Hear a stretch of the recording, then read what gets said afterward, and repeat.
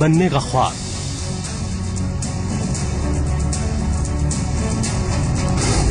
अमीर बनने की चाहत, एक दांव का खेल,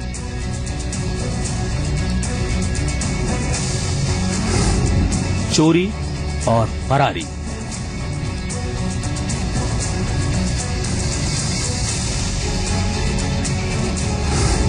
मुंबई टू मथुरा,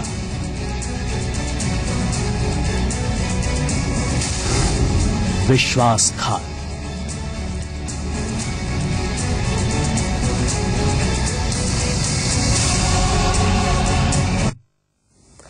कभी कभी बड़ा बनने की चाहत आपको अपराधी बना देती है। जिंदगी में कामयाबी के ज्यादातर शॉर्टकट जुर्म की राहों से ही निकलते हैं, लेकिन जब भटके कदम इन राहों पर दस्तक देते हैं तो सामने आती है लालच और विश्वासघात की दास्तां। मुंबई में की एक बड़ी चोरी उसे कामयाब बना सकती थी, लेकिन कानून ने उसके कदमों को मथुरा पहुंचते ही कैद कर लिया।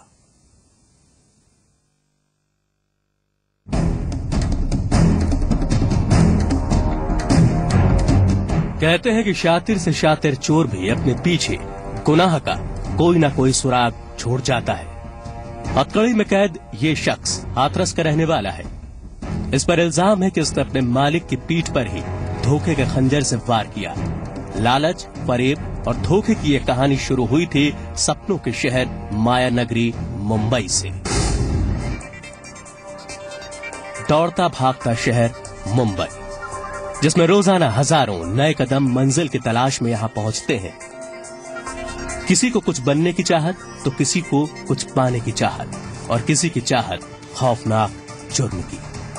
इसी मुंबई के शिवरे इलाके में करीब 4 महीने पहले ज्वेलरी का कारोबार करने वाले व्यापारी अंकित वीरावत ने नौकरी पर ललित शर्मा को रखा। ललित के लिए मेहनत करके पैसा कमाना आसान था, लेकिन सोने की चमक ने उसके ईमान को अंधा कर दिया। उसने साजिश रची और करीब 20 लाख के सोने पर हाथ साफ कर दिया। अंकित वीरावत को जैसे ही गद्दार नौकर की करतूत का पता चला, उन्होंने पुलिस को सूचना दी, जिसके बाद पुलिस ने कसा अपना शिकंजा। 26 तारीख को सुबह 10:30-11 बजे हमें मालूम पड़ा कि हमारे यहाँ से सोने का तार चोरी हुआ, और उसी समय ललित शर्मा हमारे फैक्ट्री से घर के लिए रवाना हुए थे, मतलब मथुरा के लिए। और उसी समय हमें मालूम पड़ा कि भाई हमने, क्योंकि टीवी फुटेज में हमने चेक किया तो हमको मतलब पता चला कि ललित शर्मा ने ही वहाँ से चोरी की। तो हमने तभी जाके मुंबई पुलिस को हमने इत्तला की, और मुंबई पुलिस ने और मथुरा की पुलिस की दोनों की साथ में रहने से हमारा ये माल प्राप्त हुआ है। पुलिस ने फौरन ही मुस्तैदी दिखाते हुए जब ललित के फोन को सर्विलांस पर डाला तो उसकी लोकेशन ने सबके होश उड़ा दिए। जांच हुई तो साफ हुआ कि वारदात के फौरन बाद ललित ने मुंबई को अलविदा कह दिया और हाथरस जाने के लिए पश्चिम एक्सप्रेस में सवार हो गया। इसके बाद इस ऑपरेशन में मुंबई पुलिस के साथ मथुरा जीआरपी भी शामिल हुई, और मथुरा में ट्रेन के रुकते ही प्लेटफॉर्म पर मौजूद पुलिस ने ललित को सलाखों के पीछे पहुंचा दिया। वहीं पुलिस ने आरोपी के कब्जे से 750 ग्राम सोना भी बरामद कर लिया है। मुंबई में एक कंपनी है CGA करके, वहां से करीब 745-50 ग्राम सोना चोरी हुआ था, जिसकी सूचना सोशल मीडिया के माध्यम से हम लोगों तक भी पहुंची। जिस व्यक्ति ने चोरी किया था वो उसी कंपनी में काम करता था, तो उसको हम लोग सुबह फिर पश्चिम एक्सप्रेस पे उसके सूचना मिल रही थी, तो हम लोग लगे और उसमें मुंबई पुलिस भी वहां पहुंच गई थी। तो हम लोगों ने लक्के से पकड़ लिया, जिससे इससे करीब 750 ग्राम पूरा सोना बरामद हो गया है। ललित की कोशिश एक ही दांव में बड़ा बनने की थी। वो जानता था कि इतना पैसा कमाना शायद उसके लिए आसान नहीं है, इसीलिए उसने जुर्म का रास्ता चुना। पर वो भूल गया कि जुर्म के रास्ते पर भटके कदमों की किस्मत में सिर्फ कैद होती है। दीपेंद्र सिंह, मथुरा, जी मीडिया। और अब बात रूबी चौधरी की। क्या रूबी चौधरी को फंसाया गया? क्या वो किसी साजिश का शिकार हुई? ये सवाल इसलिए क्योंकि रूबी ने जेल से जो खत लिखा है वो इसी तरफ इशारा कर रहा है। कांग्रेस नेता पीएल पुनिया ने भी सवाल खड़े करते हुए आशंका जताई है कि इस मामले में कहीं ना कहीं आला अफसर भी शामिल है। क्या रूबी धोखे का शिकार हुई? क्या फर्जी आईएएस रूबी को फंसाया गया? एक खत में रूबी का दुखड़ा, साजिश, शिकार और मोहरा। रूबी चौधरी वो नाम जो बीते कुछ दिनों में सुर्खियों में छाया रहा।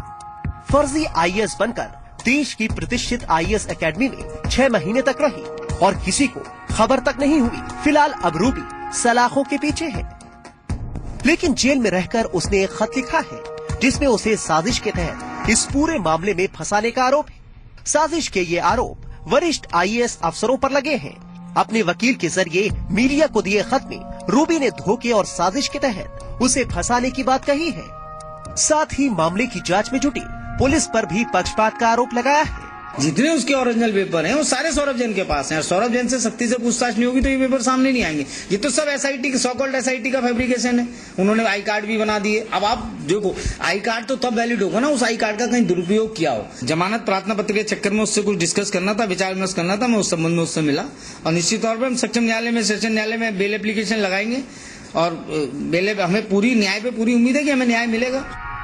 वहीं इस मामले में कांग्रेस नेता पीएल पुनिया ने भी सवाल खड़े कर दिए हैं। क्या एक गार्ड और रूबी आईएएस एकेडमी में इतनी बड़ी साजिश कैसे रच सकते थे? इस पूरे मामले में आला आईएएस अफसरों की भूमिका की जांच होनी चाहिए।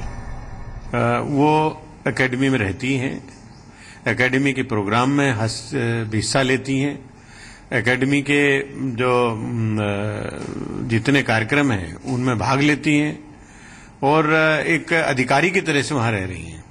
एक गार्ड की हैसियत नहीं है कि वो उसको इतना अधिकार हो कि वो किसी को भी कहें कि आप यहाँ रहने लग जाइए और आप कार्यक्रमों में हिस्सा लेने लग जाइए। और वास्तव में जो वरिष्ठ अधिकारी हैं उनकी भूमिका संदिग्ध है और उसको गहराई से छानबीन किया जाना चाहिए। फर्जी आईएएस रूबी चौधरी का ये मामला वाकई उलझता जा रहा है।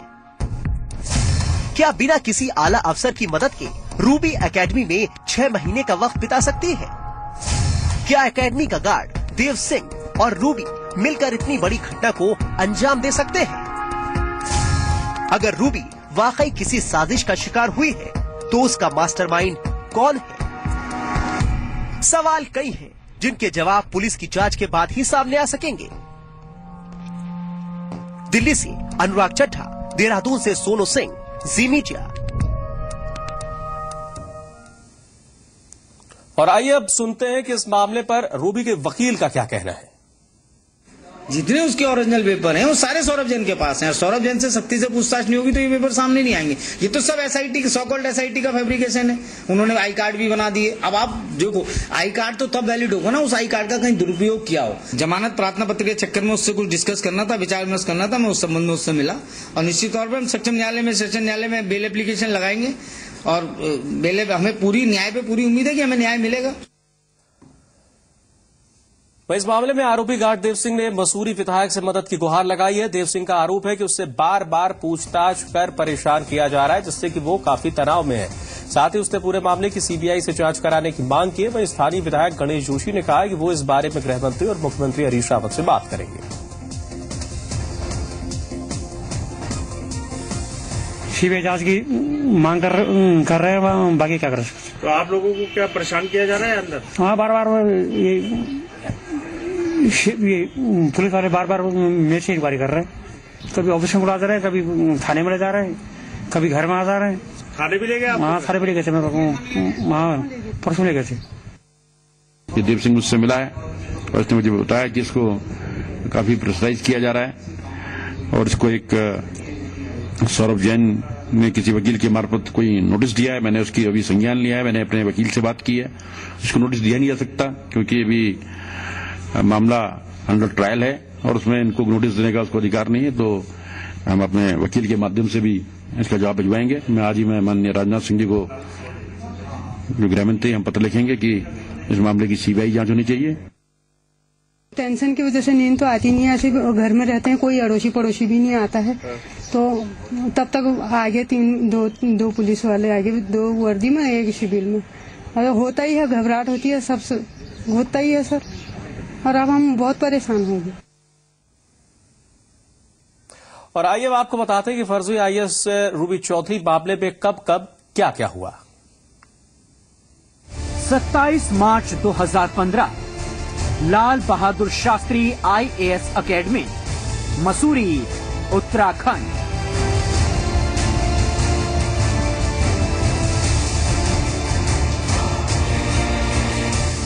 कैसे सामने आया फर्जी IAS रूबी का मामला? मसूरी के लाल बहादुर शास्त्री IAS अकेडमी के मुताबिक रूबी अकेडमी के सुरक्षा गार्ड देव सिंह को आवंटित रिहायशी क्वार्टर में अनधिकृत रूप से रह रही थी। इस बात का खुलासा 27 मार्च को हुआ। तत्काल इस पर एक जांच गठित की गई। 29 मार्च को वरिष्ठ उप निदेशक और सुरक्षा इंचार्ज प्रेम सिंह ने रूबी का बयान दर्ज किए। इस पूरी प्रक्रिया की वीडियोग्राफी भी की गई, लेकिन इस मामले में रूबी के खिलाफ फर्जीवाड़े का केस 5 दिनों बाद अकेडमी ने दर्ज कराया। इस बीच रूबी भी वहीं एक होटल में थी। तारीख 1 अप्रैल 2015। मसूरी के लाल बहादुर शास्त्री IAS अकेडमी में रूबी के फर्जी IAS बनकर रहने के मामले में अकेडमी पर गंभीर आरोप लगे।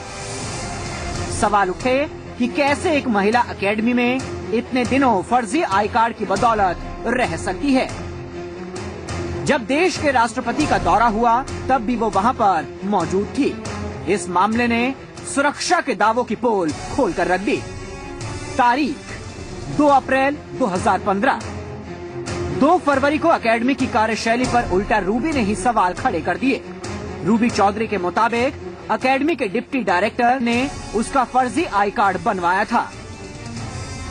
लाइब्रेरियन की नौकरी दिलाने के नाम पर उससे 20 लाख रुपए मांगे गए थे, जिसमें से रूबी चौधरी ने 5 लाख रुपए का भुगतान भी कर दिया था। लेकिन दूसरी ओर रूबी के इन आरोपों पर तब सवाल खड़े हो गए जब उसके परिजनों की माली हालत और रूबी का उनसे झूठ बोलने का खुलासा हुआ। तारीख 3 अप्रैल 2015। रूबी के रहस्य पर वीरेंद्र सिंह ने भी हैरानी जताई। वीरेंद्र की 30 जनवरी को रूबी से शादी हुई थी। वीरेंद्र ने खुलासा किया कि रूबी के फर्जी IAS होने का शक उसे पहले ही हो गया था, लेकिन यकीन तब हुआ जब उसके खिलाफ मामला दर्ज किया गया। तारीख 3 अप्रैल 2015। रात का वक्त। रात होते ही SIT और पुलिस की संयुक्त कार्रवाई में देहरादून के हरिद्वार रोड स्थित होटल से रूबी को गिरफ्तार कर लिया गया। इस दौरान रूबी चौधरी ने वहां जमकर हंगामा किया और खुद को बेगुनाह बताया।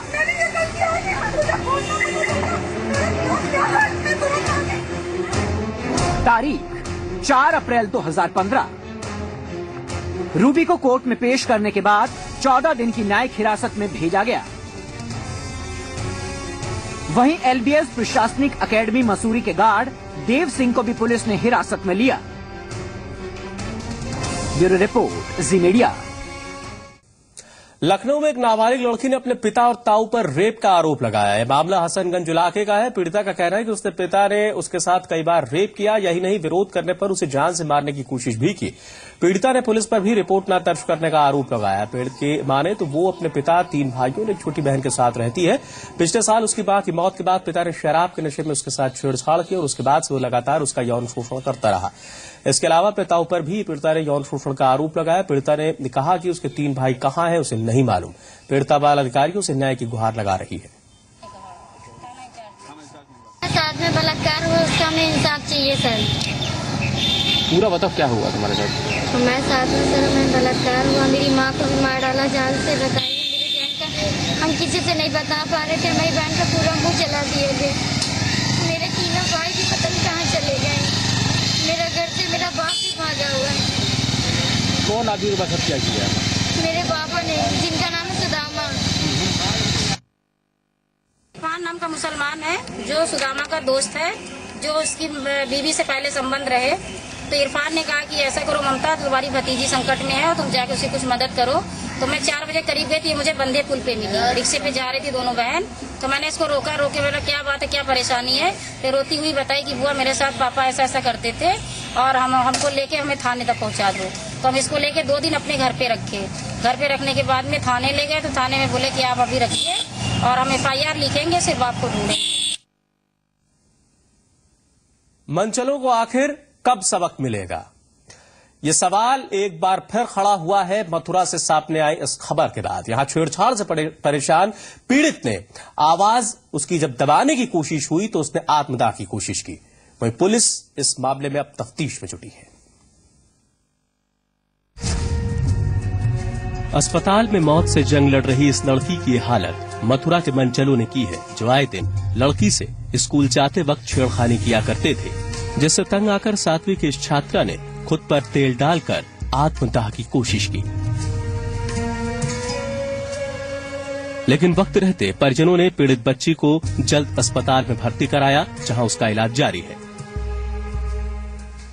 आरोप है कि इलाके के 4 युवक इकबाल, आकाश, सुमित और लाला 7वीं छात्रा से स्कूल जाते वक्त पख्तियां कसते थे और अश्लील इशारे करते थे, जिससे तंग आकर पीड़ित ने यह कदम उठाया। 1-2 महीना से हो गया तो मुझे बताई नहीं इसने, मुझे रात पता पड़ी है तो मैं सुबह इनके घर गई, 2 लड़कों के घर, तो उनकी माँ बोली कि हमारे बच्चे आ जाएंगे तो हम उन्हें समझा देंगे। मैंने की ठीक है। फिर हम पानी भर के आ रहे थे दोनों मैया बेटी, तो कुछ लड़कों ने खाना में रास्ते में झकूट कर लिया। शिवानी ने सोचा कि मेरी वजह से मेरे मम्मी पापा के ऊपर तकलीफ आ रही है, सब लोग इनके ऊपर हावी हो रहे हैं, लड़ाई दंगा हो रही है, तो मैं अपनी जान को ही खत्म कर दूं। फिलहाल पुलिस ने केस दर्ज कर जांच शुरू कर दी है और आरोपियों की तलाश में जुट गई है। बेसिकली बच्ची ने बताया है कि कुछ 3-4 लड़के हैं जो उनकी कॉलोनी के हैं, जो उनके साथ छेड़खानी करते थे और उन्हीं लड़कों से उनके पिताजी का कुछ कहा सुनी हुई, जिसके बाद उन्होंने ये स्टेप लिया। इसमें मुकदमा लिख लिया गया है और 4 लड़कों को उन्होंने नामजद किया है, जिसमें 2 लड़कों को हिरासत में ले लिया गया है पूछताछ हेतु। इसमें अभी 2 लड़के अभी बचे हुए हैं, जिनके लिए हमारी टीम्स लगातार दबिश डाल रही है, उनके भी गिरफ्तारी के प्रयास जारी हैं। और इसमें गंभीर घटना है, इसमें जो भी अभियुक्त हैं उनके खिलाफ कड़ी से कड़ी कार्रवाई इसमें की जाएगी। बीते एक हफ्ते में 3 छात्राओं के साथ छेड़खानी की वारदातें सामने आ चुकी हैं। ऐसे में सवाल ये, क्या मथुरा में मनचलों के बीच खाकी का खौफ खत्म हो गया है? विपेंद्र सिंह, जी मीडिया, मथुरा। मथुरा नगर पालिका के जूनियर इंजीनियर राजपाल यादव के खिलाफ 35 लाख रुपए के गबन का केस दर्ज हुआ है। यही नहीं, राजपाल पर बिना टेंडर के ही 35 लाख की लागत वाली सड़क अपने रिश्तेदार के जरिए फर्जी तरीके से बनवाने का भी आरोप लगा है। लेकिन कई आरोपों में घिरे घूसखोर इंजीनियर के खिलाफ अभी तक कोई भी कार्रवाई नहीं हुई। नाम राजपाल यादव, पेशा जूनियर इंजीनियर, आरोप 35 लाख का गबन। साधु की वेशभूषा में खड़े इस शख्स का नाम राजपाल यादव है, जो मथुरा नगर पालिका में जूनियर इंजीनियर के पद पर तैनात है। लेकिन कभी ओहदे की धौंस दिखाकर अतिक्रमण हटवाने तो कभी फर्जी रसीद छपवाकर अवैध पार्किंग चलवाने का आरोप लगता रहा है। इस जेई पर विवादित जमीन पर भूमाफियाओं का कब्जा कराने का भी आरोप लगा है। लेकिन ताजा मामला 35 लाख के गबन से जुड़ा है। आरोप है कि एसटीपी प्लांट की सफाई में ठेकेदार के साथ मिलकर राजपाल ने 35 लाख रुपए का गबन किया है। जिलाधिकारी महोदय द्वारा उनके खिलाफ FIR के आदेश किए गए थे करीब 1 महीने पहले अधिशासी अधिकारी को। तो उसी पर जो है अधिशासी अधिकारी ने सहायक अभियंता को आदेश दिया इनकी FIR करने के लिए, और सहायक अभियंता श्री उदयराज जी ने मेरे द्वारा उनकी, मैं अवर अभियंता हूं, तो मेरे द्वारा उनकी एक तहरीर कोतवाली थाने में दिलवाई गई है। हालांकि इस मामले में डीएम के आदेश पर थाना कोतवाली में राजपाल यादव के खिलाफ 35 लाख रुपए के गबन का केस दर्ज किया गया है। थाना कोतवाली में अवर अभियंता नगर निगम श्री राजपाल सिंह के विरुद्ध एक मुकदमा पंजीकृत किया गया। मुकदमा अपराध संख्या 421/15। मुकदमा जो लिखा गया है वो इस कॉन्टेक्स्ट में लिखा गया कि इनके द्वारा फर्जी मेजरमेंट बुक बना के ब्लैकलिस्टेड ठेकेदार को कार्य दिया गया था, और उसका इस मामले को संज्ञान में लेते हुए इनके विरुद्ध मुकदमा पंजीकृत किया गया है। आगे की विवेचना की जा रही है, आवश्यक कार्रवाई की जाएगी। राजपाल यादव पर ये कोई पहला मामला दर्ज नहीं हुआ है। राजपाल पर बिना टेंडर के ही 35 लाख की लागत वाली सड़क अपने रिश्तेदार के जरिए फर्जी तरीके से बनवाने का भी आरोप है। एक सरकारी 35 लाख रुपए की फर्जी एमबी एक ठेकेदार हैं, जी साहब ने उसकी मदद करी और जिस तरीके से वो अपने अधिकार क्षेत्र में उसकी मदद कर सकते हैं उस तरीके से वो मदद करी। ऐसा डीएम साहब ने जांच में पाया है और उनकी एफआईआर की संस्तुति करी है और मेरे संज्ञान में आया है कि एफआईआर दर्ज भी हो चुकी है। विजिलेंस जांच में भी राजपाल को दोषी पाया गया है, लेकिन राजपाल के रसूख का अंदाजा इसी बात से लगाया जा सकता है कि कई केस दर्ज होने के बावजूद उसके खिलाफ कोई कार्रवाई नहीं हुई। महज जांच की बात कहकर मामले को टाल दिया जाता है। विपेंद्र सिंह, जी मीडिया, मथुरा। यूपीपीसीएल की कलंक कथा अब भी जारी है। बिजली बिल में ऑनलाइन छेड़छाड़ से विभाग को 1000 करोड़ का चूना पहले ही लग चुका है और अब झांसी से भी बिजली बिल में हेराफेरी कर 7 लाख की धांधली का मामला सामने आया है। इस मामले में एसटीएफ की जांच भी जारी है। वहीं संदेह के घेरे में आए 2 इंजीनियरों की कभी भी गिरफ्तारी हो सकती है। बिजली बिल घोटाला मामला, 2 इंजीनियरों पर जांच की आंच, एसटीएफ के निशाने पर बड़े अधिकारी। यूपीपीसीएल के 100 करोड़ के घोटाले की जांच में जुटी एसटीएफ को बिजली विभाग के 2 अभियंताओं के खिलाफ पुख्ता सबूत मिले हैं और इस मामले में जल्द ही दोनों की गिरफ्तारी संभव है। दोनों ही इंजीनियर एसडीओ रैंक के अधिकारी हैं। यही नहीं, इस मामले में यूपीपीसीएल के कुछ बड़े अधिकारियों से भी पूछताछ हो सकती है। 2 दलालों की तलाश में यूपी एसटीएफ कई जगहों पर दबिश दे रही है। आपको बता दें कि एसटीएफ 700 फेक आईडी के बारे में विशेष जांच पड़ताल कर रही है। ये तो बात रही लखनऊ की, लेकिन झांसी में भी बिजली विभाग में लाखों का घोटाला सामने आया है। यहाँ 25 बिलों में गोलमाल कर करीब 7 लाख का घोटाला किया गया है। इन घोटालों को एसडीओ की यूजर आईडी से बिलों में हेराफेरी कर 7 लाख का घोटाला किया गया है। घोटाले की खबर सामने आने के बाद डीएम ने एक जांच टीम का गठन किया है, तो वहीं बिजली विभाग के अधिकारी मामले पर पर्दा डालने में जुटे हैं। आपको बता दें कि जी संगम ने बिजली विभाग में घोटाले के खिलाफ मुहिम चलाई है, जिसके बाद एसटीएफ ने 3 आरोपियों को गिरफ्तार किया है और पूरे मामले की जांच शुरू कर दी है। लखनऊ से अवनीश विद्यार्थी और झांसी से अब्दुल सत्तार, जी मीडिया।